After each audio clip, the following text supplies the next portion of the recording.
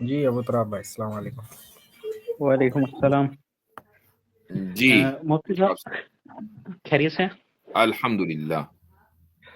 جی مفتی صاحب، 2 کوشچنس تھے ہم لوگوں کے سامنے اسٹریم پہ آئے تھے. اس پہ آپ کا موقف جو ہے وہ چاہیے تھا، کیونکہ ہم لوگوں کو جواب مطلب سیٹسفیکشن کے درجے تک نہیں مل رہا تھا. پہلا یہ سوال تھا جو یعنی ایک یہ اومنیشینٹ اور اومنیپوٹنس پیراڈاکس کر کے ایک بندے نے لے کے آیا تھا. اس پہ ہم لوگوں نے جواب تو دیا تھا، مگر کہیں نہ کہیں ایسا لگ رہا تھا کہ اس پہ کچھ اور بہتر موقف ہو سکتا ہے. یہ تھا کہ اگر خدا کی نالج میں سب چیزیں ہیں، ٹھیک ہے، اور خدا کی نالج جو ہے وہ بدلے گی نہیں، تو اس کا مطلب ہے کہ جو چیزیں ہیں وہ ساری کی ساری پری ڈیسٹینڈ ہے. ایک پہلا پریمس یہ. دوسرا پریمس اس میں یہ کہ ساتھ ہی ساتھ یہ ہے کہ اگر خدا نے جو ہے وہ ہر چیز یعنی پہلے سے مقرر کر دی اور وہ ساری کی ساری جو ہے وہ ایک ساتھ پہلے سے طے شدہ ہیں، تو اس کا مطلب ہے کہ خدا اس چیز کو چینج نہیں کرے گا. اور اگر وہ چینج اس نے کر دیا تو اس کا مطلب ہے کہ وہ ہر چیز جو ہے وہ پہلے سے پری ڈیسٹینڈ نہیں تھی. اور اگر چینج نہیں کیا اس نے تو اس کا مطلب یہ ہے کہ وہ اس چیز کو چینج کرنے پر قادر نہیں ہے. اوکے. تو اس میں یہ تھا کہ یا تو خدا جو ہے وہ اومنیشینٹ ہوگا یا تو اومنیپوٹنٹ ہوگا، دونوں ایک ساتھ نہیں ہو سکتا. یا تو اومنیشینٹ ہوگا یعنی وہ ہر چیز کا جاننے والا ہوگا، اور یا وہ اومنیپوٹنٹ یعنی قادر مطلق ہوگا.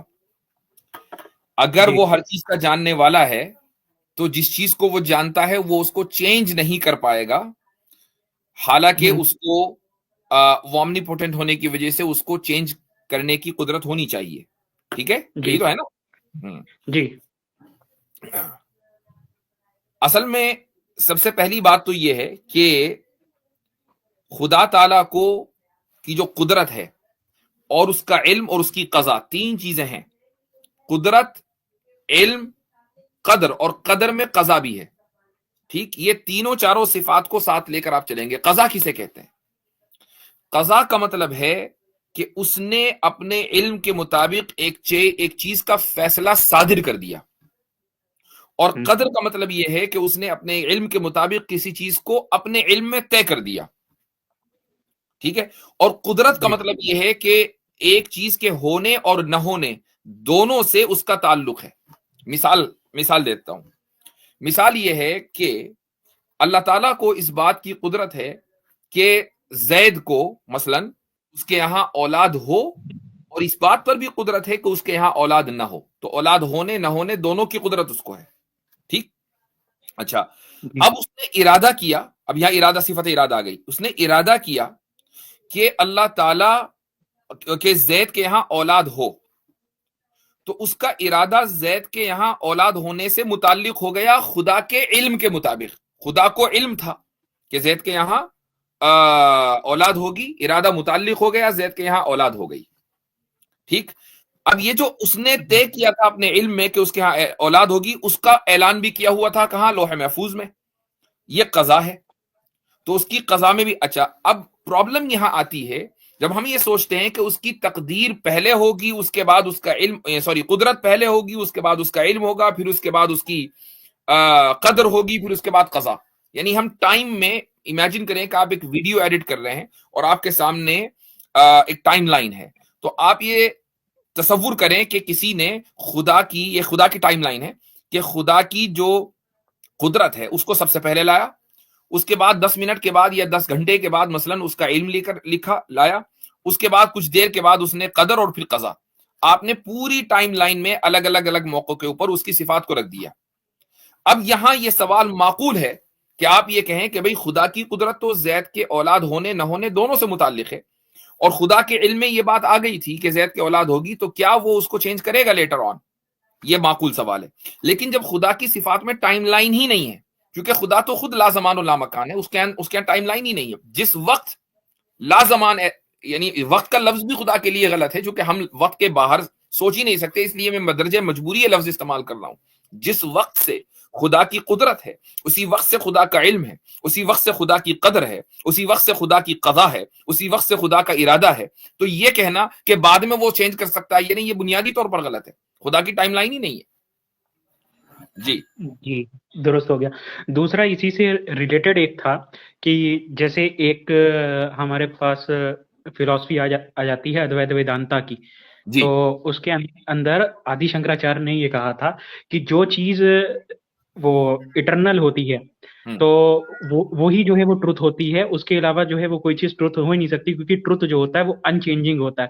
اگر کسی چیز کے اندر بدلاؤ آ رہا ہے تو اس کا مطلب ہے وہ ٹروتھ نہیں تھی، تبھی اس کے اندر جو ہے بدلاؤ ہوا، وہ اپنے اصل نیچر میں نہیں تھی، اسی لیے اس میں بدلاؤ آیا. تو وہ کہتے ہیں کہ دنیا وغیرہ جو ہے وہ اور دنیا میں جتنی بھی چیزیں ہیں وہ ساری کی ساری ہمیں بدلاؤ دیکھنے کو ملتا ہے، ایک آبزرویبل چینج ہمیں دیکھنے کو ملتا ہے. تو لہٰذا یہ دنیا جو ہے وہ ٹروتھ نہیں ہوئی.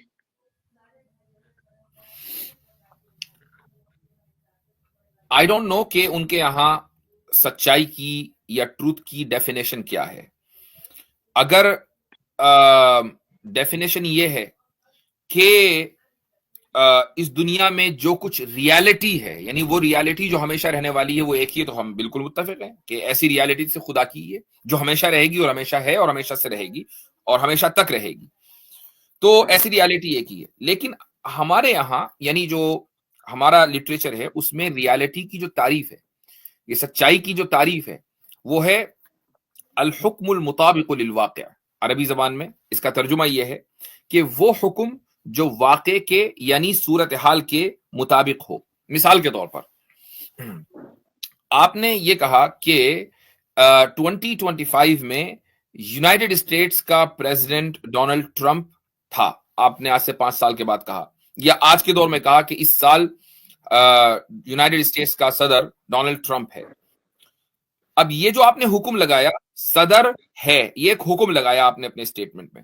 اس اسٹیٹمنٹ کا اگر حقیقت یعنی جو اس وقت ریالٹی ہے، جو آپ دیکھ رہے ہیں، جو سن رہے ہیں، جس کو آبزرو کر رہے ہیں، اگر یہ اس کے مطابق ہے تو اسی کو سچ کہا جائے گا، اسی کو حق کہا جائے گا.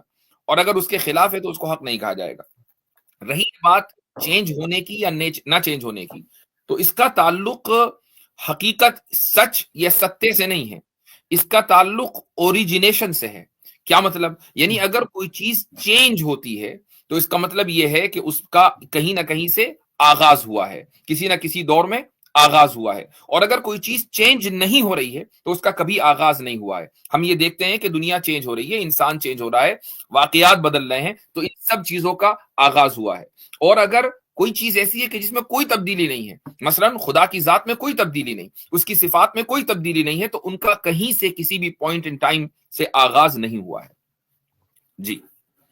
جی اس کو شاید ایرسٹوٹل وغیرہ نے بھی شاید سپورٹ کیا تھا اس چیز کو کہ ٹروتھ جو ہے وہ ایک ہی ہوگا اور وہ ان چینجنگ اٹرنل ہوتا ہے. وہ ڈیپینڈ کرتا ہے کہ آپ ٹروتھ کو ڈیفائن کیسے کر رہے ہیں. وہ شنکراچاریہ نے ریئل کا استعمال کیا ہے، اور جو اس نے ٹروتھ کا بیان کیا ہے وہ پرم ستیہ کے لیے کیا ہے. لیکن جو اس نے دنیا کی چیزوں کی مثال دی ہے وہ ریئل کے لیے کی ہے، کہ یہ ریئل نہیں ہے، یہ اسی طرح سے ہے جس طرح سے ہم سپنے میں جیتے ہیں اور آنکھ کھلتے ہی ہمارا بھرم ٹوٹ جاتا ہے، اسی طرح سے اس نے اس جگت کی مثال دی ہے.